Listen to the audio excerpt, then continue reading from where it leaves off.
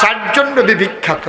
একজন হলো মূসা, ঈসা, তারপরে দাউদ, আরেকজন হলো নবী মুহাম্মদুর রাসূলুল্লাহ। মূসা নবী অনেক বড় নবী। আল্লাহ তাবারক ওয়া তাআলা দুনিয়ার ভিতরে যত নবী পাঠিয়েছেন সবার মেজাজ মর্জি দিয়েছেন দুই রকম। একদল হলো জালালি, আরেক দল হলো জামালি। একদল হলো নরম, আরেক দল হইল গরম। সবচেয়ে গরম নবীর নাম হলো মূসা। সুবহানাল্লাহ বলবেন না? উনি খুব রাগী ছিলেন। কাসাসুল কোরআন, কাসাসুল আম্বিয়া, দুটা কিতাব আছে নির্ভরযোগ্য কিতাব। সেখানে এসেছে মূসা নবীর জীবনীতে এসেছে, মূসা আলাইহিস সালাম যখন রাগ করতেন, ওনার এত রাগ ছিল, ওনার গায়ের পশমগুলা এই তার কাটার মতো, আলপিনের মতো দাঁড়াই যেত। আমাদের দেশে যত রাগী মানুষ হোক, তে থরথরাইয়া কাফে মুহ কথা লাগে, ধমক দিতে লোকে তার ঠুটো বেড়াইয়া বাড়ি খেয়া লাগে না, এইরকম আছে। সেটের ঠেলা তার শরীর কাফে, গাল কাফে, চোখ বড় হয়, কপালও গাম জমে। কিন্তু এইরকম সেতা মানুষ কি বাংলাদেশও দেখছে? যে বেটার সেটের লগে লগে বেটার গায়ের পশমটি আলপিনের মতো দাঁড়াই যায়, এমন দেখছে? কথা কয় না। দেখলে কইবেন, নইলে না কইবেন, অসুবিধা কি? দেখছেন এরকম? এরকম কোনো মানুষ নাই। কিন্তু মূসা নবী ছিল এইরকম। উনি যখন রাগ করতেন তার গায়ের পশমগুলা দাঁড়াই যেত। উনি সবসময় দুইটা পাঞ্জাবি গাও দিয়ে আটতেন। তো আমরা তারা দিয়ে রাগ হইলে, এই গরম লাগলে পাঞ্জাবি গাও দেয় না, খুললে আরে একবারে এই খান বংশের তারাও দেখবেন যে এই গরমের ভিতরে রাস্তার জায়গায় ঠান্ডা লাগানোর লেগে, তাইলে গরম লাগলে পাঞ্জাবি খুলনের না কথা এবার দুই পাঞ্জাবি গাও দেয়। কারণটা কি? কারণ হইল যে উনি যখন একটা পাঞ্জাবি গাও দেয়, রাগের ঠেলায় পশমগুলো যখন দাঁড়াই যায়, পাঞ্জাবির বাড়ুই যায়, পাঞ্জাবির বাইরে দিয়ে আরেকটা গায়ে দেয় ঘুরনের লেগে। সুবহানাল্লাহ বলবেন না? মূসা নবীর এমন রাগ, ওনার কাছে আজরাইল এসে, আজরাইলে কই গেছিল, যাইতে সময় মনে করছে নবী যখন, এবার ওর লোক একটা দেখা দিয়া যায়। তো এই কথা মনে করিয়া যখন গিয়া ঢুকছে, মূসা আলাইহিস সালামের সামনে দাঁড়াই দিছে। গিয়া কয় কেমন আছে? আসি তো ভালো, কিছু কইবা না? কয় কি কম, আইলাম তো জিগেলাম কেমন আছে? কয় যাইতে হইন না যাইও। এখন মূসার কাছে দিয়া যখন যাইতে ঠাস করে দিছে এক থাপ্পড়, চোখ খুললা ফুটে গেছে, জমিনে টোহাই উঠতে লিছে দৌড়। আল্লাহর সামনে গিয়ে সোহ হাত দিয়ে এটা লইয়া খেয়ে রয়েছে। আল্লাহ কয় কি তার এখন হাত দিয়া রাখছো? কয় যে এটা আসিল এটা নাই। কয় হেয়া তো কিতা? কয় এখনো আসিল যে এটা সেইটা। কয় এই কাম তোরে কেডা করছো? কয় তোমার মুসাইদ করছে। কয় তুই কিতা করছ? কয় আল্লাহ হারাম। ওখানে গিয়া খেয়ে রয়েছি, কিচ্ছু কইছি না, বলে ভালো রে বিল্লা আমার। কয় যাইতে হইনা যে গেছি, পরে ঘি চালাইছে। কয় তুই কিচ্ছু করছ? তো কয় জি না। কয় কিছু সালাম টালাম দিসলা নি? কাল্লা এটা তো মনে নাই। কয় জানটা যে লই আইছে আলহামদুলিল্লাহ পরে 33 বার জানডাজে লই আছো, তাহলে পানি আমার মনে করো মুসার মতো নবীর সামনে গিয়ে সালাম দিতে মনে থাকে না, আবার এসে বিচার দিতে এখন হেল জানতে কার সামনে গিয়া কিতা করে বইছে সালাম না তো তুই গেছ কীর্তি হেন সুবহানাল্লাহ কয় না রে। এই মুসা নবী গরম নবী। এই মুসা আলাইহিস সালাম তুর পাহাড়ে গিয়ে আল্লাহর সাথে কথা বলতেন। রওনা দিছে তুর পাহাড়ের দিকে, যাইতেন উনি একটা জঙ্গলের ভিতর দিয়া। খুব মনোযোগের সাথে শুনেন। জঙ্গলের ভেতর দিয়া তিনি তুর পাহাড়ে রওনা করছে। পাহাড়ে উঠে গিয়া তিনি একটা পাথরের আড়ালে দাঁড়াইয়া কথা বলতেন। সুবহানাল্লাহ বলবেন না? তো যখন জঙ্গলের মাঝে দিয়ে রওনা দিছে, দূরের থেকে তাকাইয়া দেখে ওই রাস্তার উপর একটা হরিণ দাঁড়াই রয়েছে। কি কি একটা হরিণ রাস্তার উপরে দাঁড়াই রয়েছে। মুসা আলাইহিস সালাম মনে করছে হরিণটা বোধহয় আমারে দেখছে না, এই জন্য বোধহয় দাঁড়াই রয়েছে। তো মুসা আলাইহিস সালাম কাছে ইয়া গলা ঝাড়া দিছে, হরিণে আরো শক্ত ইয়া দাঁড়াইছে। মুসা মনে করছে কি তারে হরিণ তো মানুষ দেখলে দাঁড়ানোর কথা না, এটা দৌড়ে না দিব। মুসা আলাইহিস সালাম কাছে গেছে, গুজে দাঁড়া দিছে গলা, হরিণ আর যায় না। সামনে গেছে, পরে হরিণের জবান খুলে গেছে, ডাক দিয়া মুসার সালাম দিয়ে ফেলছে। সুবহানাল্লাহ বলবেন না? মুসা আলাইহিস সালাম কয় ঘটনা কি? কয় সকাল থেকে দাঁড়িয়ে রয়েছে, আপনি আইতে এত দেরি করে? কয় ঝামেলা আছে না, সাইডে আউন লাগে। কি ঘটনা কি? কয় মুসা, আমরা তো এই জঙ্গলের ভিতরে থাকি, আমরা নিকৃষ্ট প্রাণী, আল্লাহ আমাদেরকে অবলা প্রাণী বানাইছে। এই জঙ্গলের ভিতরে আজকে অনেক দিন হয় বৃষ্টি হয় না। জঙ্গলের ভিতরে একটা খাল ছিল শুকাই গেছে, পুকুর ছিল শুকাই গেছে। এখন আমরা তো খালের পানি খাইতাম, পুকুরের পানি খাইতাম, পানি তো খাইতে পারি না। আমাদের ভিতরে যারা মা, এই প্রাণীদের ভিতরে মায়ের বুক পর্যন্ত দুধ পর্যন্ত শুকাই গেছে। প্রাণীগুলো মারা যাবে দুধের অভাবে। ও মুসা, তুমি একটা কাজ করো, তুমি তো আল্লাহর সাথে কথা বলতে পারো, তুমি একটু কাজ করো, যখন তুমি আজকে তুর পাহাড়ে কথা বলতে যাবা, তুমি দয়া করে আল্লাহকে একটু বলে দিও তো, আল্লাহ কি আমাদেরকে বৃষ্টি দেবে নাকি দেবে না, এই কথার একটু জিগাইও। সুবহানাল্লাহ বলবেন না? মুসা কয় ঠিক আছে, যাইতে আছি, এটা নিয়ে টেনশনের দরকার নাই, আমি গিয়েই জিজ্ঞেস করব। এখন মুসা গিয়ে তুর পাহাড়ে পাথরের আড়ালে দাঁড়াইছে। এমন সময় আল্লাহ তাবারক ওয়া তাআলা ইশারা দিছে, এই মুসা কথা শুরু করো। মুসা আলাইহিস সালাম কয়, আল্লাহ আপনি কি শুরু করছেন? কোন ব্যাপারটা? ওই যে জঙ্গলের প্রাণী সহ আমার কাছে বিচার দিছে, আপনি বৃষ্টি দেন না, হারা পানি খাইতে আসে না, সব প্রাণী মারা যাইতে আছে, আপনি যে বৃষ্টি দেন না, হারা কি আর কলসাপ দিয়ে পানি খাইতে পারে না বালতি দিয়ে তুললে পানি খাইতে পারে? আপনি বৃষ্টি না দিলে তো সব পানি মারা যাবে, এখন কি করা? আল্লাহ কয় ঠিক আছে, তুমি তাদেরকে বলে দিও বৃষ্টি দিয়া দেবো। কেন বৃষ্টি দিয়া দিবেন কইলে তো হইতো না, দিবেন দিবেন করে কয়দিন হাত ধরেও তো হয় না। আপনি এরকম ইতেই করেন, আপনি পুরা নমুনা ধরে লায়, তারপরে করতে বাতাস আইয়া সেটা উড়াই লইয়া জায়গা, আমরা তারা রাস্তাঘাটে ধুলা বালিয়ে শেষ, একটা পুরো বৃষ্টি নেই। আপনি কবে দিবেন বলতে হবে, শুধু দিবেন বললেই হবে না। সুবহানাল্লাহ বলবেন না? যখন এই কথা বলছে, এবার আল্লাহ ডাক দিয়া কয়, মুসা রে, বৃষ্টি হবে, তবে 100 বছরের আগে না। কয়শো বছর? মুসা কি খুশি না বেজার? মুসা আলাইহিস সালাম কথা কইয়া কথা চুপ করে বইয়া রয়েছে। আল্লাহ কয় কি কথা কইতা না? কয় না, যে একটা কইছো এটাই সারবো, আল্লাহ জাগিতে আছি। মুসা আলাইহিস সালাম খুব রাগ করে রওনা দিছে, মনে মনে দোয়া করতেছে, আল্লাহ হরিণটা যেন সামনে না পড়ে। আল্লাহর কি কুদরত, আইয়া দেহে হরিণটা খেয়ে রয়েছে। মুসা মনে করছে ভিতরে যা কোনো ইচ্ছা যে জ্ঞান নাকি, হরিণের সামনে দিয়ে গিয়ে দাঁড়াই রয়েছে। হরিণে ডাক দেয়া কয়, কি মুসা লুকোচুরি করতেছে কেন, কি খবর? খবরটা কইয়া যাও। হুননের মতো না। কই জিজ্ঞেসলা না? আরে ফইলেও তো জিজ্ঞেসলাম। তো কয় কি কইছে? কই যে এটা কইছে তুই হুইনা লাভ নাই, আমি মুসা নবীও তো খুশি হইতে পারি নাই, তোর তো ফইলে নাই। আরে কি কইছে এটা কও না। কয় না, শোনার দরকার নাই তো, তোমার দরকার কি? আমারে তুমি আল্লাহর কাছে জিজ্ঞেস, আল্লাহ যেটা জবাব দিছে এইটা না কইব, তোমার নিজের তো কোয়ার দরকার নাই। আল্লাহ কি কিছু বলে নাই? সুবহানাল্লাহ বলবেন না?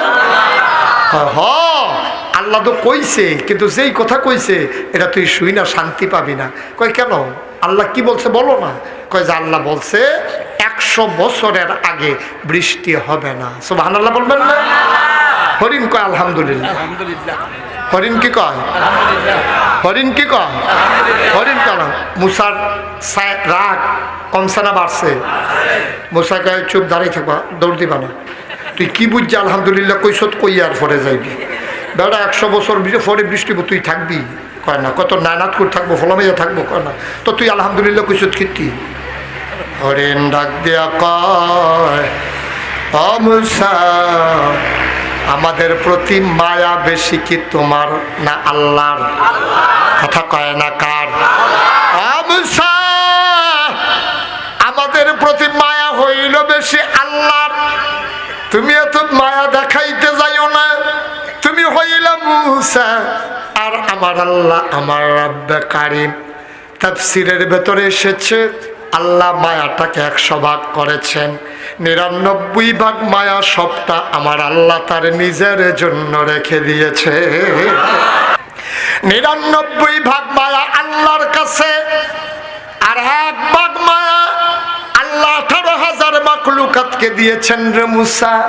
এই 1 ভাগ মায়া পাইয়া তুমি এমনি মায়া আমারে দেখাও। 1 ভাগ মায়া একজনের অন্তরে আর কটুক পড়ছে, সামান্য একটু ছোঁয়াইছে, এটা পাইয়েই তুমি মায়া দেখাও। 99 ভাগ মায়া আল্লাহ তার নিজের জন্য রেখে দিয়েছেন। সুতরাং আল্লাহ মায়া করে বলেছে 100 বছরের আগে বৃষ্টি হবে না। শুনতে যেমনই শোনাক, হিসাব মিলুক আর না মিলুক, আমি বিশ্বাস করি আল্লাহর এই জবাবের ভেতরে কোনো না কোনো একটা লাভ আছে। এই জন্য আমি পড়ছি আলহামদুলিল্লাহ। মুসা মনে মনে কয় হরিণ বুঝলো, আমি তো বুঝলাম না, আমি তো আলহামদুলিল্লাহ বলতে পারলাম না।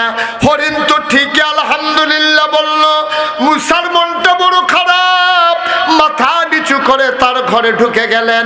মূসা ঘরে যাবেন, উঠানে যাওয়ার পরে দেখেন উত্তর পশ্চিম কর্নার অন্ধকার হয়ে গেছে। মৃদুমন্দ বাতাস শুরু হয়ে গেল, টিপ টিপ বৃষ্টির ফোঁটা শুরু হয়ে গেল। উঠান থেকে কোনো মতে দৌড়ে ঘরে ঢুকলেন।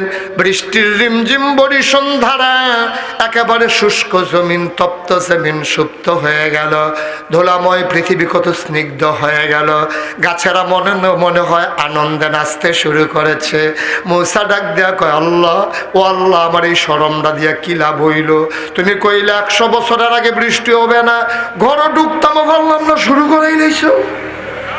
এটা কইলে দইতো দিলা কি আল্লাহ, কইলেই বা কি আল্লাহ বুঝলাম না।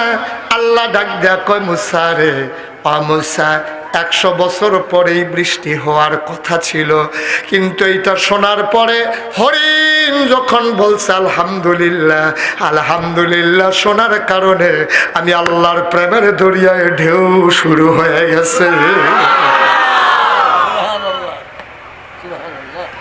লা ইন শাকারতুম লা আযীদান্নাকুম, নিয়ামত পেয়ে যদি শুকরিয়া আদায় করবি, শুকরিয়া আদায় করতে দেরি রে, আমি আল্লাহ নিয়ামত দিতে দেরি করি না। হরিণ যখন বলছে আলহামদুলিল্লাহ, আমি মিকাইলকে ডাক দিয়া বললাম, মিকাইল, যাদের এখন পানির দরকার তারা শুনলো বৃষ্টি হবে 100 বছর পরে।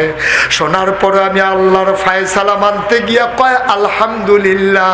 যে হরিণ 100 বছর পরে বৃষ্টি হবে শুনে আলহামদুলিল্লাহ কয়, যা যা যা, আমি আল্লাহর কুদরতে ওই এলাকার উপর দিয়া 100 বছর পরের বৃষ্টিটারে আগাইয়া এই মুহূর্তে বৃষ্টি দিয়া দে। আল্লাহ পারে নাকি পারে না? আল্লাহর এই ক্ষমতা আছে নাকি নাই? আল্লাহ কয়, বান্দারে শব্দ আমিয়ে দিলাম, তোরে আমি মানুষ বানাইলাম, নিয়ামত দিয়ে তোরে ভরপুর করে দিলাম, মাথার উপরে আকাশ দিলাম খুঁটি ছাড়া, জমিন দিলাম তোরে সমতল করে। ও বান্দা, তোর জন্য আমি কি না দিলাম। পৃথিবী যেন হঠাৎ করে নড়ে চড়ে না ওঠে, কেঁপে কেঁপে যেন ধ্বংস হয়ে না যায়। জায়গায় জায়গায় আমি পেরেক মেরে দিলাম। তুমি যদি বলো পেরেক কই, আমি বলবো মাটির নিচে। তুমি যদি বলো পেরেকের মাথা কই, আমি বলবো খাগড়াছড়ি, বান্দরবন, রাঙ্গামাটি, ময়নামতি ক্যান্টনমেন্ট। তুমি ঘুরে ঘুরে দেখো ওই যে বর্ডার বেল্টে পাহাড়ের সারি, আল্লাহর কোরআন কয় এইগুলা পাহাড় না, এইগুলাই হইল পেরেকের মাথা। আমি আকাশ দিলাম খুঁটি ছাড়া, জমিন দিলাম সমতল করে, পেরেক মেরে খুঁটি বানিয়ে দিলাম, পাহাড় দিলাম পেরেকের মাথা করে। ও বন্ধু, তোমাদের পাশে দিয়ে কুলু কুলু বেগে বয়ে যাওয়া নদী, নদীর ভিতরে পানি, পানির ভিতরে মাছ, নদীর কিনারে গাছ, গাছের ভেতরে ফুল, ফুলের পরে ফল। ও বন্ধু, নারিকেল গাছের মাথায় ডাব, ডাবের ভেতরে শরবত, আখের ভেতরে রস, সিজনালি ফল সব আমি তো দিলাম। কও সুবহানাল্লাহ। শব্দ আমি দিলাম রে বাল্লা, শব্দ আমি দিলাম, শব্দ আমি দিলাম রে বাল্লা। তোরে আমি এত কিছু দিলাম, এত সোনার মানুষ বানাইলাম, তোরে আমি আকল দিলাম, জোড়ায় জোড়ায় বানাইয়া স্বামী স্ত্রী বানিয়ে দিলাম। সেই জায়গা থেকে তোরে আমি সন্তান দিলাম, মধুর মিলনের ব্যবস্থা করে দিলাম। বাবার পিঠে থেকে, মায়ের বুক থেকে 2 ফোঁটা সাদা পাক পানি সবেগে নির্গত হয়ে মায়ের ইন্টেন্সিভ কেয়ার, মায়ের সুরক্ষিত দুর্গ রেহেমের ভিতরে এক করে দিলাম। মেডিকেল সায়েন্স বলে, অবন্ধু চিকিৎসা বিজ্ঞান বলে, 2 ফোঁটা নাপাক পানির ভিতরে থাকে শুক্রাণু আর ডিম্বাণু। পুরুষের নাপাক পানির ভিতরে শুক্রাণু, মহিলার নাপাক পানির ভিতরে ডিম্বাণু। অবান্ধা তোরে আমি কি দিলাম? ওই 2 ফোঁটা নাপাক পানি একসাথে করে মায়ের ইন্টেন্সিভ কেয়ার, মায়ের রেহামের ভিতরে একসাথে করে দিলাম, জীবনের পয়দা করে দিলাম। ফোঁটা পানি রক্ত বানিয়ে দিলাম, রক্তের ফোঁটা গোশতের টুকরা বানিয়ে দিলাম, প্রলম্বিত করে দিলাম। হাত পা নাক কান চোখ মুখ দিলাম, গোশতগুলো চামড়া দিয়ে প্যাকেট করে দিলাম, হাড্ডির একটা স্ট্রাকচার বানিয়ে দিলাম। ওই কঙ্কালকে আমি গোশত দিয়ে ঢেকে চামড়া দিয়ে প্যাকেট করে, ওই আঙ্গুল যেন তুমি নাড়াতে না পারো, চোখের পলক যেন তুমি ফেলতে পারো, এই জন্য তোমার মাথা থেকে পায়ের তালু পর্যন্ত রগরেশা ফিট করে দিলাম।